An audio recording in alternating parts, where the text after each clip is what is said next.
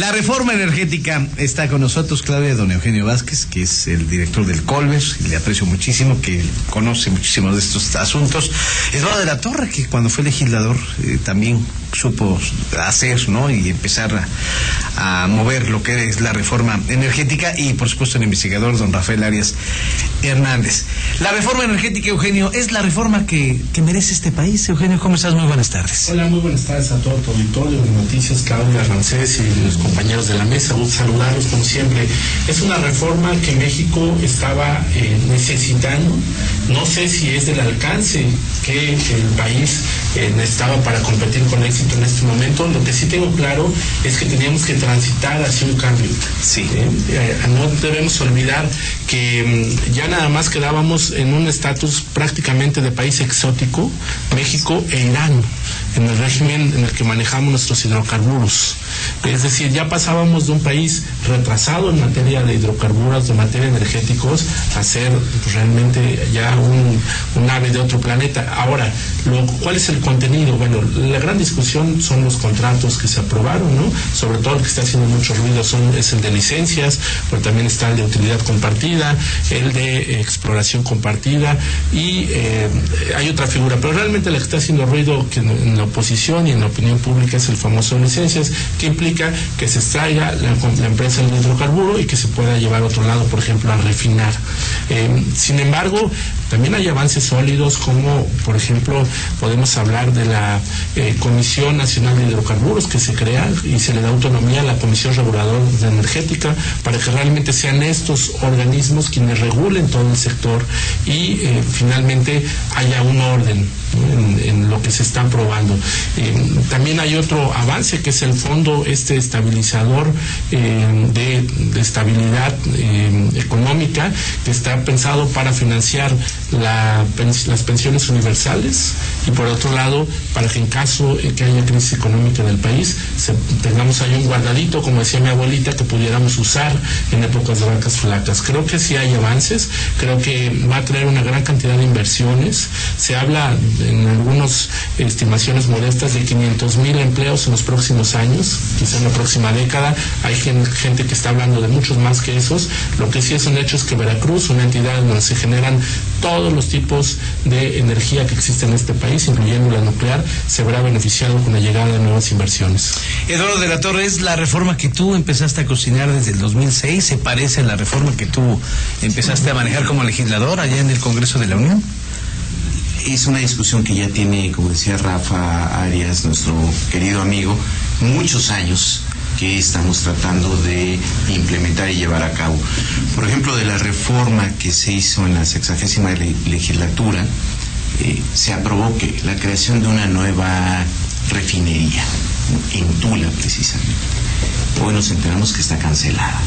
Ya está cancelada. Ya está cancelada, ¿no? Entonces, eso se aprobó en 2009 y eso es lo que están olvidando al menos estos legisladores. Se propuso un bono donde decía que si Pemex era de todos los mexicanos, y cuando ibas a comprar ese bono nunca lo emitieron porque el sindicato petrolero se opuso. La dificultad de una reforma, que hay que entenderla en el contexto que se realizan, que se diseñan, es cuáles reformas se han cumplido. Creo que este es un gran debate. Miguel de la Madrid introduce el concepto de áreas estratégicas del Estado en diciembre de 1982, y ese ha sido la traba en todos estos años. No es un concepto jurídico, es un concepto que viene de la administración pública, porque ahí también estaba telégrafos, y vemos que está súper vulnerado, al menos esa área estratégica del Estado, DHL, Estafeta, etcétera, etcétera, ¿no? Entonces, son concepciones decimonónicas en este sentido, pero en esta reforma Acción Nacional siempre ha propuesto, dentro de los márgenes de una economía social de mercado, pues por supuesto la implementación de esos contratos. Se hace un poco lo que decía aquí nuestro amigo el director del Colver. Hay dos iniciativas más que creo que pueden avanzar en la parte ambiental, del cuidado de este nuevo consejo, y que sacáramos a Pemex del Consejo de Administración. Creo que un sindicato no puede ser juez y parte. Bueno, además es el dueño de Pemex, es el real dueño de Pemex. Tiene que sufrir una reingeniería Pemex, Petrobras trabaja con 90,000 trabajadores, Exxon, Shell, Mobil de 40,000 a 60,000. Pemex tiene 151,000 trabajadores y muchos que no están en las plantas, que están allí en oficinas, y creo que nos falta una reforma más tecnológica. Esta es una reforma como para un sector industrial. Creo que no es la reforma que al final quiere México. Aguas profundas que están a 4,000 metros del nivel del mar. Un buzo solamente puede bajar 200 metros. Eso es por plataformas tecnológicas, y es la mayor extracción que está haciendo Estados Unidos por el método del popote, como le llaman ellos. Ellos están extrayendo el petróleo mexicano, y nosotros no tenemos esa tecnología ni esa infraestructura. Creo que solo tenemos 6 refinerías en el país, 3 que están en reconversión tecnológica, las otras 3 restantes, que es Salina Cruz, que es Salamanca, necesitan de 8,000 a 9,000 millones de dólares. Crear una refinería, cuando hicimos esa reforma, era de 7,000 millones. Hoy dicen los que hoy gobiernan que son de 11,500 millones de dólares. 11,500 millones. Ya el sindicato no será juez y parte, ¿no?, en esta reforma energética, don Rafael Arias. Bueno, los empleados no necesitan ser juez y parte. De aquí los que deciden, los que actúan, los que benefician, es los que deben de tener nuestra atención. Yo quiero en primer lugar decir que es necesario el cambio, es necesario reformar. Demasiados aspectos nos obligan a que recordemos que si no se hace una reforma a tiempo, si no se toman acciones a tiempo, después las complicaciones las tenemos que enfrentar también. En este caso es verdaderamente lamentable cómo la historia de este país se detuvo, y voy a señalar una fecha que pueden corroborar: 1979. Hasta ahí llegó la acción de apoyar a una empresa, a una empresa que medio funcionaba, porque jamás ha funcionado totalmente bien. Y a partir de ahí, curiosamente, los mismos o sus descendientes empezaron a obstruir la acción de esta empresa pública, al grado tal de que ahora importamos gasolina de 16 países, importamos también gas, y hay un desbalance increíble en esta empresa, que sin embargo, y ese es el otro aspecto que quiero mencionar, que es muy importante, es que todas las reformas tienen que hacerse en un contexto social, en una fecha, en un espacio determinado. Y en este momento el país está lleno de pobres y de miserables, pero también está muy concientizado de sus derechos, ¿sí?, de los derechos que ahora el Estado tiene que garantizar. Ya no son concesiones del gobierno, ya no son garantías que el gobierno, no, son obligaciones del Estado mexicano. Y dentro de estos derechos humanos está el de participar, porque se nos olvida algo que es muy simple y muy sencillo: esta es una propiedad pública. Y lo que nos está mostrando es que, como diría un viejo priista, ahora un poco olvidado, es que la forma es fondo.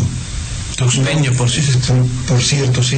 Y aquí lo que yo sugeriría es que, además de que pensáramos en esa necesidad de cambiar y nos pusiéramos de acuerdo, cosa que va a ser un poquito difícil, yo sí veo muchas actitudes de los que ahora políticamente quieren resolver esto a gasolinazos, apresurando cosas, omitiendo cumplimientos de obligaciones y sobre todo violando derechos. El problema central aquí es que esta es una propiedad pública y como tal hay derechos constitucionales de consulta, de que se tomen en cuenta a las gentes. Y nada más quiero decir lo siguiente: tiene toda razón los que han asegurado que se están violando demasiados procedimientos, y con ello también tenemos que estar muy conscientes de que se puede estar abonando a una desobediencia y una resistencia civil, porque simple y sencillamente no se puede hacer a un lado las leyes y los derechos humanos de las personas.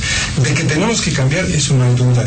De que tenemos que poner orden, tampoco hay duda. Pero aquí el problema central es que no se puede y ahí yo quisiera que alguien se atreviera a explicarlo, ¿sí? No se puede llenar un barril sin fondo. Y el problema del sin fondo, y quiero recurrir al autor para que no haya dudas, y el autor es Enrique Peña Nieto. Enrique Peña Nieto dijo el 17 de julio que las 3 iniciativas más importantes con las cuales iba a iniciar el cambio, cosa que evidentemente hace un año no se ha iniciado, las 3 son contración y la delincuencia gubernamental que ya caracteriza a este país. Concluyo para poder continuar el diálogo.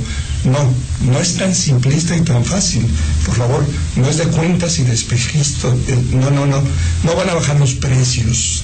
Eso es falso y esa es una demagogia innecesaria. Hoy los periódicos están llenos de primeras planas en un esfuerzo, además muy bien pensado por las fiestas navideñas. Llegamos al punto más importante del año, que es la fiesta guadalupana.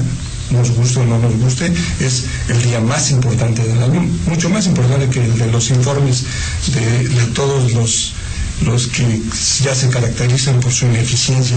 No, el problema central que tenemos que cuidar ahorita, y con eso resumo, es el patrimonio de los mexicanos, sus derechos y la estabilidad y paz social que está en juego. Porque si creen que apresurando las cosas y violando derechos, y nada más les quiero mencionar que la que está lista, y ahorita quiero verlo en la Cámara, es la Ley de Presupuesto y Responsabilidad Hacendaria, que obliga a cualquier iniciativa de cualquier naturaleza a tener una evaluación del impacto fiscal. Y nada más les voy a decir a ustedes que tienen razón los que dicen que el país está colgado de un clavo y alguien quiere vender el 20% de ese clavo. ¿Quién lo va a cargar? Pues la pared.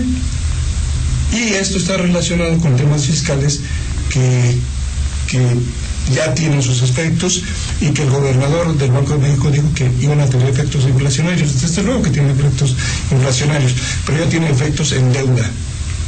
Ya tenemos autorizado una deuda pública para el año que entra, y creciente además. ¿Por qué?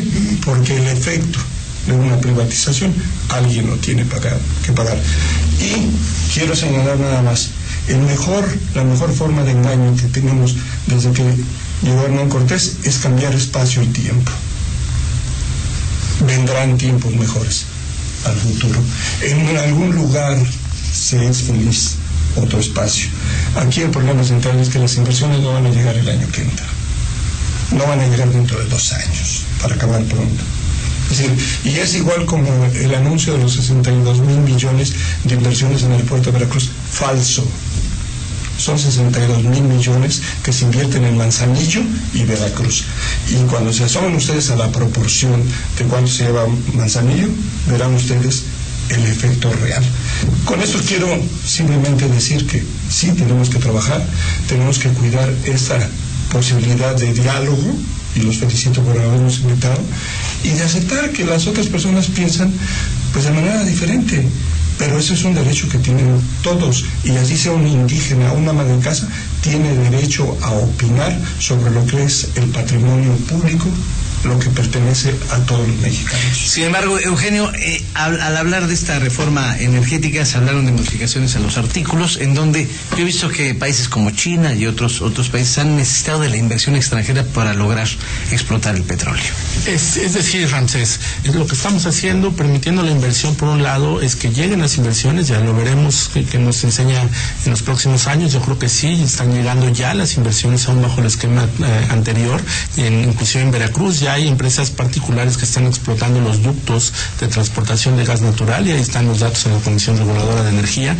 Y lo que estamos permitiendo es que el Estado mexicano dedique los recursos públicos, que son escasos por definición, a otras áreas que también son prioritarias, como estamos hablando de la salud, o estamos hablando de la educación, o de la propia alimentación de la población más vulnerable, y que entonces vayan bajo estos esquemas con las empresas privadas a compartir riesgos. Es decir, y la sociedad tendrá que estar muy vigilante. Por eso también se creó, por ejemplo, la Comisión Reguladora del Gas Natural, para que todas las concesiones se puedan regular de manera más firme y de manera final, Ramsés, pues que lleguen a crear empleos, porque simplemente creo que a partir de que la persona pueda tener un empleo digno, puede realmente ganar libertad y poder exigir sus derechos, poder opinar, poder participar más activamente, que es lo que queremos en México, una sociedad más participativa.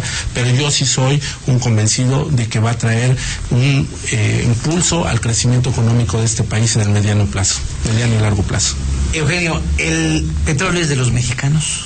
Sin duda, pero no puede serlo como fue en 1936, ¿no? Es decir, no podemos partir de que debemos pensar de la misma manera que hace 60, 70 años, sino que tenemos que compartirlo de manera diferente. Para poder extraerlo, ahora cuesta mucho más extraerlo en aguas someras, ya no hay petróleo, tenemos que ir a aguas profundas, como dijo el compañero de la Torre, y ahora sí es de los mexicanos, pero bajo un nuevo esquema que nos permita ser más productivos, tener mejores empleos y mayores inversiones que finalmente redunden en la calidad de vida de nosotros.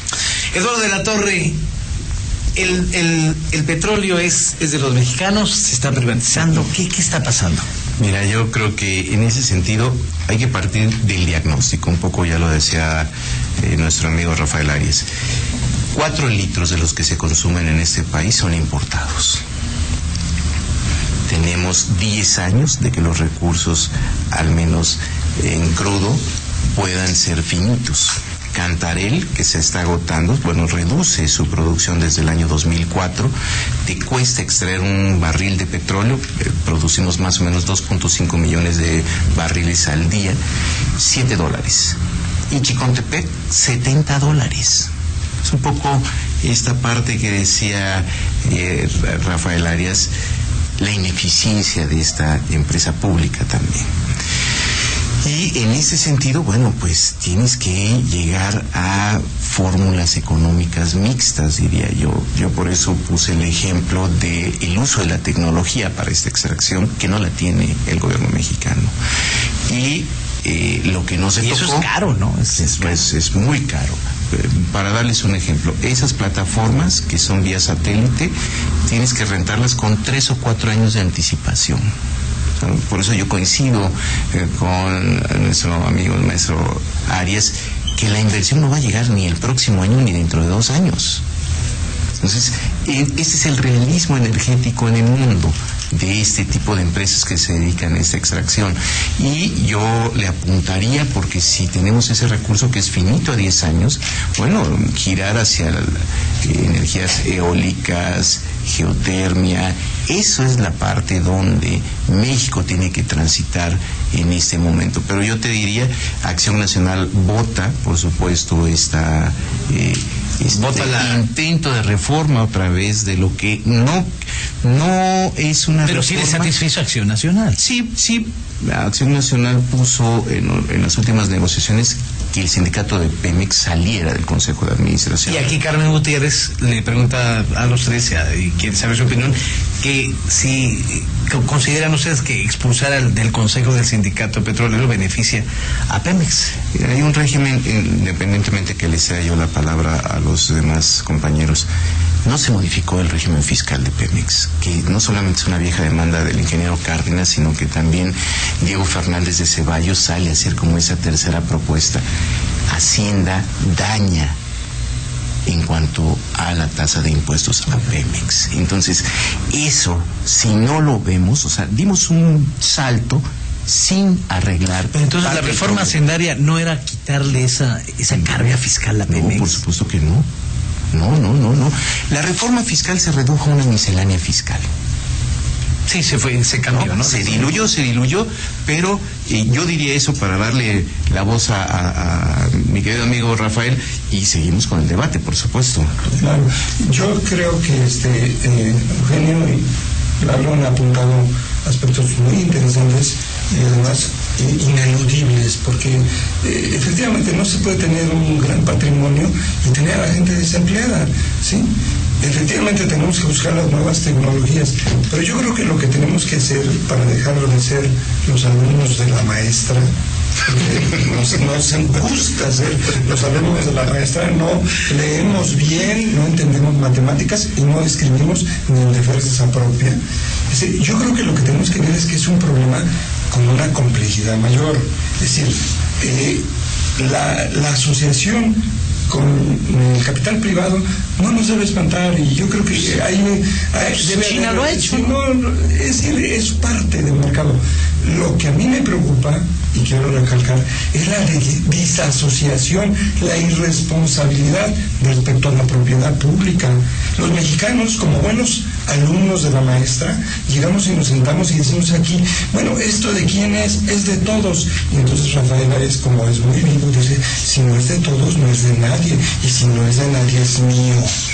Porque desde el poder me apropio de lo que sea o me asocio con quien sea, incluyendo los cárteles petroleros, obviamente. Sí, por favor. Ok, entonces yo lo único que quiero resaltar es esto, una preocupación que tengo adicional y comparto con mis queridos y respetados amigos, es que no es solo la operación que se va a llevar, trae consecuencias, trae boquete fiscal, trae efectivamente aspectos laborales. ¿Por qué?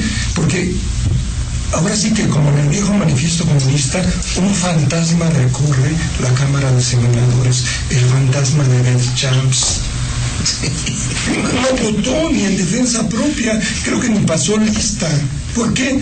Porque cada vez que lo intenta hacer y decir estoy presente, le sacan una de la Virgen del Cente, que enseñan el rostro de la profesora, que podría ser su destino inmediato. Qué feo rostro. Pero no hay beneficios entonces, No, Rafael, desde luego que los hay. A lo que voy Aquí don Juan Carlos Carrillo pregunta, ¿no hay beneficios? Sí hay beneficios, pero tenemos como siempre que asegurar todas las otras legislaciones secundarias, todas las otras acciones. Claro que hay que operar del corazón, pero caray, si no cuidamos al anestesista y el anestesista pues se clavó la lana y no compró la anestesia, imagínense cómo va a venir lo otro. Sí, lo que yo quiero nada más llamar simplemente la atención es que hay otros aspectos, sobre todo el de participación social, el de derechos humanos, que no pueden minimizarse. No se le puede aplacar a la gente en la madrugada votando dos minorías que no suman una mayoría. No se puede. Es decir, aquí lo único que tenemos que tener cuidado es que con 60 millones de pobres no se les puede decir, no hombre, a largo plazo. Vamos, hasta Keynes decía a largo plazo todos estaríamos muertos. ¿Y entonces cuál es la solución? La solución es que se tiene que trabajar los otros aspectos con profesionalismo y con verdadera honestidad. Es decir, de que hay que iniciar, y vuelvo a sacar a San Enrique Peña Nieto, santo patrono de la anticorrupción no llegada. Es decir, ¿por qué llevamos un año y el pobre ya causa una misericordia internacional? Porque no puede colocar 3 iniciativas anticorrupción. Si no cerramos el balde, si no cerramos el barril sin fondo, todo lo que hagamos tendrá más o menos el mismo destino que tenga ahora. Y yo no dudo, y estoy de acuerdo con quienes apoyan la fusión con capital privado, desde luego, y estoy de acuerdo con los que piensan en tecnología, y estoy de acuerdo con muchos otros aspectos, pero si no le cortamos las uñas a todos los que conocemos y se reciclan, es más, aparecen hasta de contralores, ¿sí? No voy a decir nombres. Si no detenemos la fuga de ese esfuerzo, bueno, vamos a llegar a una conclusión santaniana. Bueno, vendimos Texas porque había que crear empleo, por favor. Bueno, mire, tengo pactado una entrevista con el secretario de Gobierno, por eso vamos a tener ya que cerrar, pero yo les invito a que nos reunamos en otro momento. A ver, comentarios finales, don Rafael, después Eduardo y cerramos con Eugenio. Y los invito al público a que no le pidan permiso a Ramsés, a Eugenio, a Lalo, a quien sea, y que asuman su responsabilidad sobre una propiedad pública que no solo nos pertenece, le pertenece a las futuras generaciones, que no tengan miedo de que nos asesoremos y nos conjuntemos con el capital privado. Es bueno, es decir, los mercados son eso, mercados, pero tenemos que pensar las tecnologías, tenemos que pensar en las alternativas. Muy bien lo dijiste, Lalo, hay otro tipo de energías que tenemos que ir aprovechando y que ya está entrando el capital extranjero y ni cuenta nos estamos dando. Lo único que yo recomiendo es que no perdamos el contexto, porque las personas es el patrimonio más valioso, y veo ahora gasolinazos que pueden provocar una desobediencia y una resistencia civil más activa.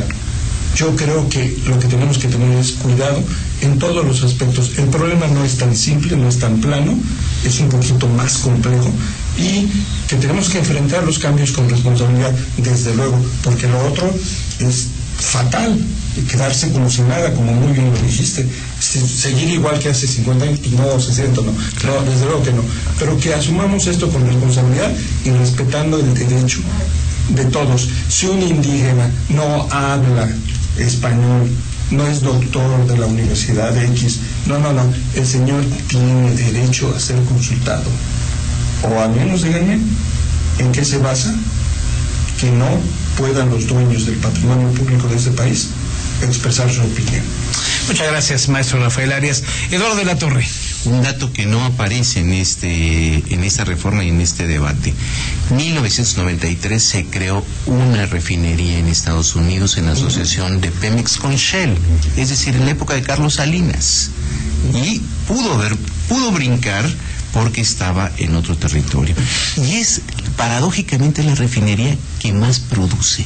En Texas, ¿no? En Texas, Dios. Es que Santana lo pensó así. ¿No? Entonces, ese es un dato en el contexto de la inversión privada, de cómo le dan la vuelta a lo que marcaba la Constitución en 1993. Simple y sencillamente la sacaron del territorio mexicano para poder asociarse con Shell. 50% tiene en esa inversión. Y yo sí creo que toda reforma tiene que ser evaluable. Tenemos algo que estaba diciendo el maestro Arias, es que sí va a haber un adelgazamiento en Pemex. Eso sí, en estas cifras que estaba yo dando, seguramente el 30% de los trabajadores de Pemex van a irse a la calle. Es así, la reforma efectiva y eficaz que van a venir en los próximos meses. Y de allí, eso lo vemos aquí en el propio Coatzacoalcos, un técnico japonés gana 50 o 100 veces más que un ingeniero mexicano. Eso sí, también hay que marcarlo en esto.